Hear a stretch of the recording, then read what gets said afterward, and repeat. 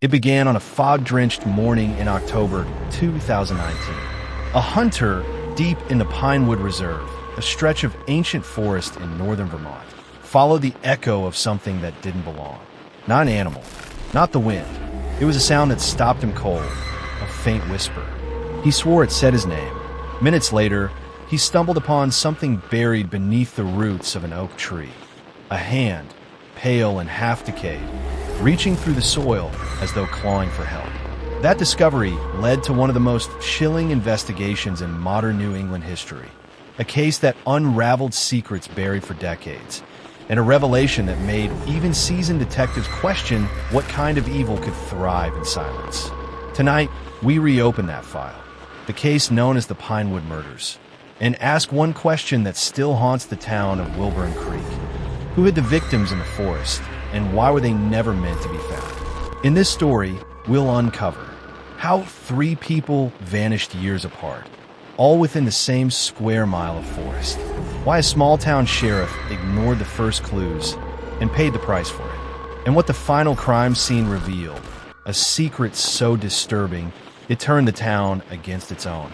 By the end of this video, you'll see how whispers from the past can still echo through the trees, and how justice sometimes hides in shadows. The first missing person was Claire Jennings, a 27-year-old wildlife photographer who vanished in 2002. Her last known photograph, taken on a foggy trail, showed a figure in the distance behind her. The camera timestamp? 5:46 p.m. She was never seen again. The sheriff at the time, Bill Hawthorne, dismissed it as an accident. The woods swallow people all the time, he'd said. But 2 months later, a local boy found Claire's camera strap near an old logging trail. No camera, no Claire, only footprints. One said hers, another far larger, leading into the marsh and stopping abruptly, as if the 2 figures had vanished mid-step. In 2009, Ryan Carver, a 38-year-old forest ranger, disappeared while surveying storm damage. His radio log caught his last words. "Someone's out here. I can hear them whispering." When they found his truck, the keys were still in the ignition. Inside his glove compartment was a torn page from a missing person flyer, Claire Jennings. That's when state investigators took over. A forensic sweep turned up traces of bone fragments and animal hair along a riverbed. DNA testing later confirmed they belonged to 2 separate people, neither of them Ryan. And yet, under the soil where Ryan had been working, searchers found something stranger, a buried wooden charm, hand-carved, depicting a figure kneeling under a tree. Locals whispered it was part of an old folktale, the Watcher of Pinewood, a spirit said to punish trespassers. By 2015, Pinewood had turned from forest to curse. Tourists stopped coming. Locals refused to enter the reserve. That's when journalist Mara Fielding began her investigation, documenting the disappearances for her podcast, Echoes of the Missing.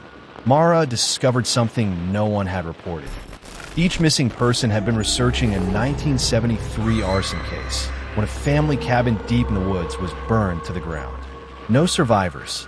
The cabin had belonged to the Locke family, known for their reclusive behavior and rumored occult practices. The police files from that year were conveniently missing, but Mara found an old tape recorder at a flea market labeled Locke House Final Interview. The tape featured Sheriff Hawthorne's voice, trembling, as he described finding something buried beneath the ashes. He ended the recording abruptly, whispering, "She's still in the forest. She never left." A week after the recording leaked online, Mara Fielding vanished. Her car was found near the reserve gate, door open, headlights on. In 2019, after the hunter's gruesome discovery, modern forensics reopened the Pinewood case. Beneath the oak tree, investigators found 3 skeletons arranged in a triangle. Each wore a carved charm like the one Ryan had found. But there was a 4th grave, empty. Inside was a single photograph, sealed in plastic. Mara Fielding, smiling, holding her podcast microphone. On the back, written in red ink, "The forest keeps its secrets." Security footage from nearby trail cameras showed fleeting glimpses of a hooded figure at night, carrying what appeared to be a lantern. When analyzed frame by frame, One detail made the team freeze. The face looked like Sheriff Bill Hawthorne, who had died in 2010. DNA testing from under the victim's fingernails revealed a partial match to the Locke family bloodline. A hidden descendant had been living under an alias in Wilburn Creek for decades. The suspect, 72-year-old Eleanor Pike, was arrested after a neighbor reported seeing her digging at night behind her house. When questioned, she said something that chilled the entire interrogation room. They weren't murdered. They were called home. In her basement, police discovered a wall covered in black and white photos of the missing, all marked with dates and coordinates deep within Pinewood. In the center, a painted tree symbol identical to the card charms. After Eleanor's arrest, the disappearances stopped, but every winter, hikers still report hearing faint whispers near the old oak calling their names. No one has entered that section of the forest since 2020. The path is sealed off now, but locals claim they still see a lantern glow between the trees on foggy nights. Perhaps the forest is finally silent, or maybe it's just waiting. So we'll leave you with this question. If a forest remembers everything that happens within it, what else might it be hiding?